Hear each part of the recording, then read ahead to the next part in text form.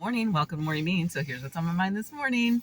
I was taking my daughter to school and we were talking about books again this time, and it's because I'm planning to go sub somewhere today. And I'm gonna be working with some kindergarten students, and I picked out two books that I wanted to take with me because I like to travel with books, especially if I know I'm going to be working with younger kids. I like to have books with me, and so the books I chose today are Sneetches, which has several stories in it, but I love the Sneetches.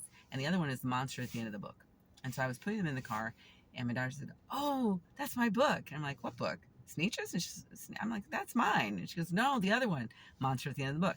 Now, maybe it's hers, maybe it's mine. I don't know, but I'm bringing it with me, right?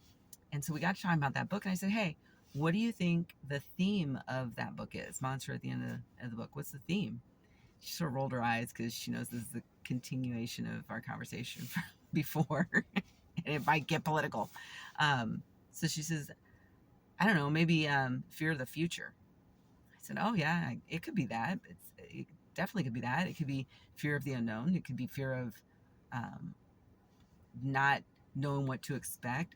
But the bottom line is, this children's book, Monster at the End of the Book, is about not being so fearful about something that you don't know or don't understand.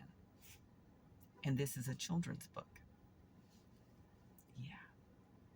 Because if we're fearing things that we don't understand or don't know, it will do one of two things. It can stop us in our tracks and we won't move forward at all, or we will act carelessly and thoughtlessly out of fear for the unknown and what might happen. So it can have those two effects, right? There might be some other effects, but those are the two that pop into my head just right off the bat. So we talked about that. And I said, because books have themes. And she's a writer. I said, think about the screenplay you wrote during the summer. What were the themes, or what was the theme in that particular story? What were you trying to say? And she said, I don't know. I said, well, I think you do. Think on it a bit. And she said, well, what do you think? And I said, well, I think one of the themes was probably betrayal, which is a pretty universal theme, right? She said, yeah. I said, so would you agree that maybe your theme or one of your themes in the story was about betrayal? Loving someone and then having them betray you? And she said, yep. I said, exactly. So you were trying to say something to your audience about that. And that's what every author does when they write a book, when they write a fiction book, right? They're trying to tell you something. Sneetches, one of my all-time favorite stories on the planet, is about the haves, the have-nots, and not discriminating against people about things that they cannot control, and being comfortable in your own skin and being happy with who you are and what you have in your life. So there's a few things happening there from my perspective. One of my all-time favorite stories. And in that same book, there's a story at the end of the book um, about some pants, and now I'm blanking on the name of it. But I think it's actually called "What Was I Afraid Of?" I think that's the actual name of it. Great story, by the way. And it's also along the lines of the monster at the end of the book. Fearing something that you don't know or you don't understand and causing yourself so much unnecessary anxiety, and then behaving based on that information rather than facing it, confronting it, figuring out what it's all about. That's it.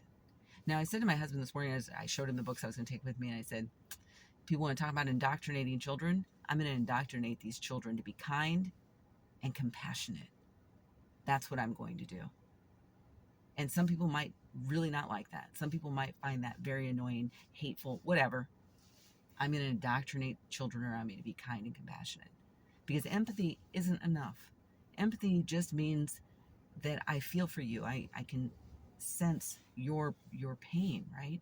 But compassion means that I'm acting on it. I'm going to not only understand it or try to understand it, but I'm going to try and help you now. I'm going to take action. And that's what we need more of. We need to indoctrinate our children to be kind and compassionate people.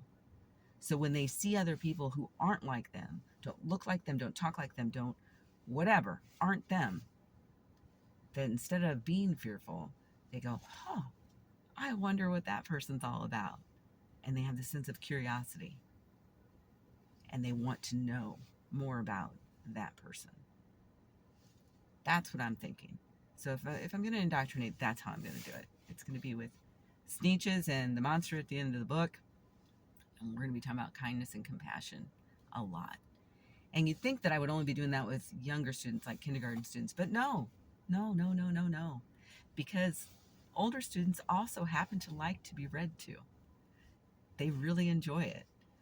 And so I will continue to do that even with older students. Kindness and compassion. Doesn't mean you don't get angry. It just means you don't allow that anger to fester and have you do things that will cause you and other people harm. Right? So, anyway, that's what's on my mind this morning. Though I am going to go back to the house right about now and start working on Charlie Bobo LaRoche. That's the book I'm working on, the novel I'm working on right now. And the setting for it is actually New Orleans. I don't know if I've ever mentioned that, but it's New Orleans. And side note, I also had a conversation with my husband the other day about maybe changing the setting for the book because I was so upset about the fact that southern states voted the way that they did. And do we really want to spend our resources and our money to support those economies? And I'm dead serious about that because there's a conference that's supposed to be happening there, a conference I've wanted to go to for a long time. It's going to be in New Orleans. And now I'm seriously reconsidering whether or not I will go to the conference based on the fact that I'm not sure I want to spend our resources in their economy. And I was considering changing the setting of the book. I'm not going to change the setting of the book because I think the setting of the book really matters in this particular story. And this character is from New Orleans, and I just had him move back to New Orleans. So I'm going to let him stay there. But I'm seriously thinking about, do I really want our resources to support that economy? So, I mean, these are consequences of elections, right? These are the things that some people, like myself, think about going forward. Where will I spend my money? How will I support certain businesses or not? And that's where I'm at. And you might be wondering, well, how's that compassionate? Well, that's business. That's capitalism, right? That's what that's about. So, anyway, that's just what I'm thinking. What are you going to do today? See ya.